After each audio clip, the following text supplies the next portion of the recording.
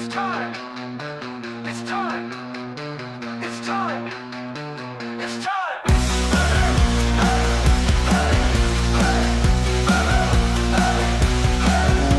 What's going on, guys? It is your boy, PTP Tega, back once again with another great podcast. And today, well, this is my second time doing this podcast to be exact, but that's okay. Hopefully this one will actually export.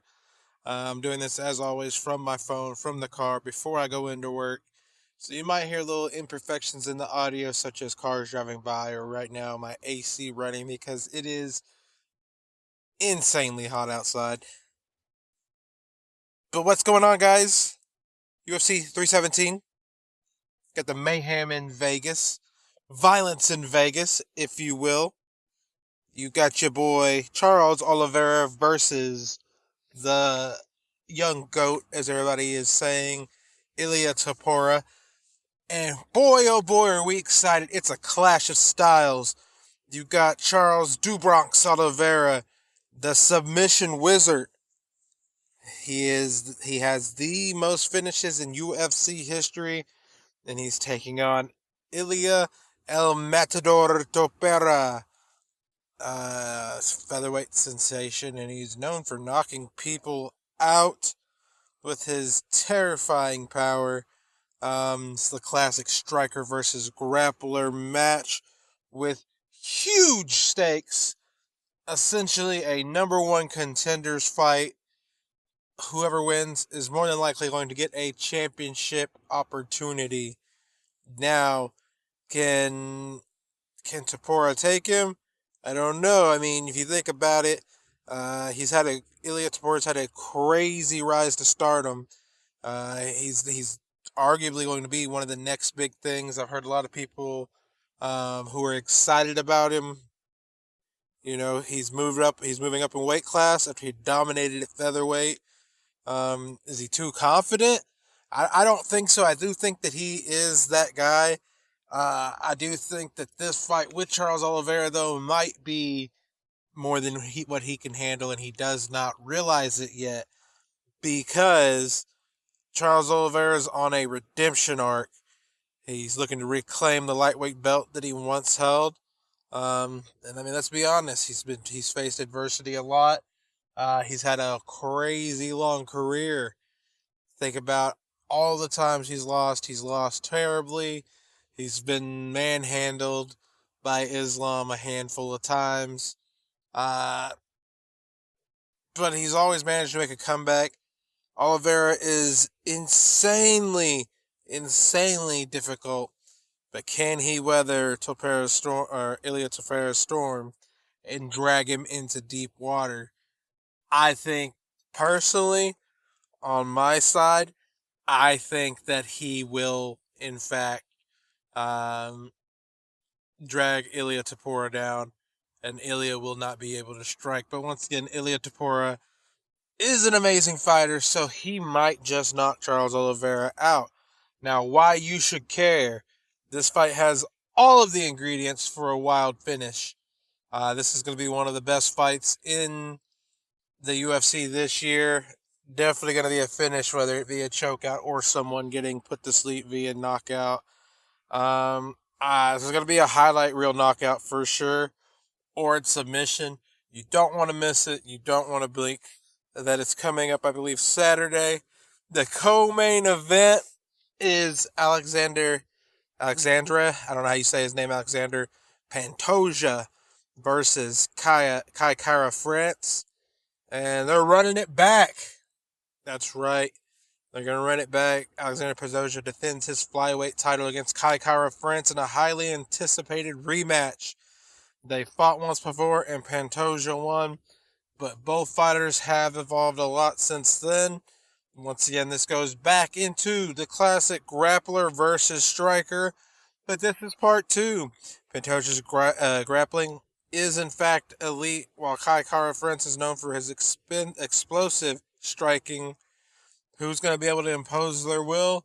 I have no idea on this one. This is going to be a crazy fight, especially since the flyweight division does not get a lot of recognition for its great fighters. They get overlooked oftentimes, but these guys are going to be bringing consistent action. It's going to be a fast-paced, high-level technical battle. Don't blink because you might miss something. These guys are going to be moving very quickly, very, very, very strategically. Do not want to miss this at all. Now, in case you've been under a rock or maybe you've missed the news somehow, perhaps you're a casual, perhaps you've just been busy, don't listen to a lot of MMA stuff. Maybe I'm your only MMA source, which would be awesome.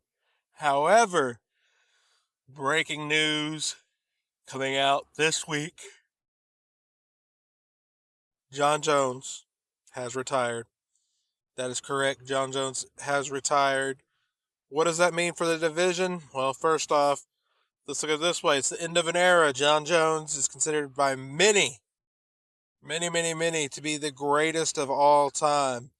But now he's officially retired from the UFC. This is sent news to the UFC world. Everybody is kind of shocked, really. They did not expect this. You know that he was waiting, or at least I wouldn't say he himself, but we were awaiting the announcement of Jon Jones versus the interim heavyweight champion, Tom Aspinall. Well, that's it, boys. Tom Aspinall is the undisputed heavyweight champion. With Jon Jones stepping away from the UFC, the interim champion Tom Aspinall has now been elevated to undisputed heavyweight champion. So he is now the man. There's no longer no interim thing hanging around his name. That was a crazy yawn. Sorry, guys. He is the undisputed champion now. Uh, so that's awesome. Congrats to Tom Aspinall. Unfortunately for us, we will never get to see Tom Aspinall versus Jon Jones. There's a lot of history behind that. I guess Tom Aspinall or Jon Jones was asking for a large amount of money to fight Tom. At first, they say from my sources that I've watched different podcasts and different news sources, they say that he did the same when it came to fighting Francis, and they didn't pay him the money, and Francis went somewhere else. He was essentially doing the same with Tom, asking for a lot of money, and apparently this time they gave him the money. And 2 days later, he said he did want to fight. And we've been holding on to this news ever since, apparently. But now it's time for them to make a decision, and he is still retiring. So they just made the announcement. Like, it is what it is for us fans. That sucks. But Tom Aspinall is now the title holder. Jon Jones has managed to duck him. Tom Aspinall did make the statement that he would retire Jon Jones without fighting him, and it seems to be that is what had happened. Jon Jones can paint it how he wants. However, it does seem like Jon knew that this might be the end for him, so he can kind of hang his hat on never being defeated inside the Octagon. And maybe that makes more money than what he was going to make before. But this now opens up a new chapter. With this right here opens up a new chapter in the UFC. This retirement makes a significant shift in the UFC landscape. What does Aspinall's reign mean for the future of the heavyweight division in combat sports? At least in the UFC. I don't know, but we're going to find out. We have to get ready for a fresh and now hopefully active heavyweight scene after it being in a weird state for so many years. Really, it seems like the only person that Aspinall has to fight is Cyril Gane, who he's probably going to kill Cyril, but it is what it is. That is the MMA news for this week. I appreciate you guys checking me out. Hopefully the audio's decent. And thank you guys for checking me out. Enjoy. Have a great week. And I will get back to you guys next week. Later.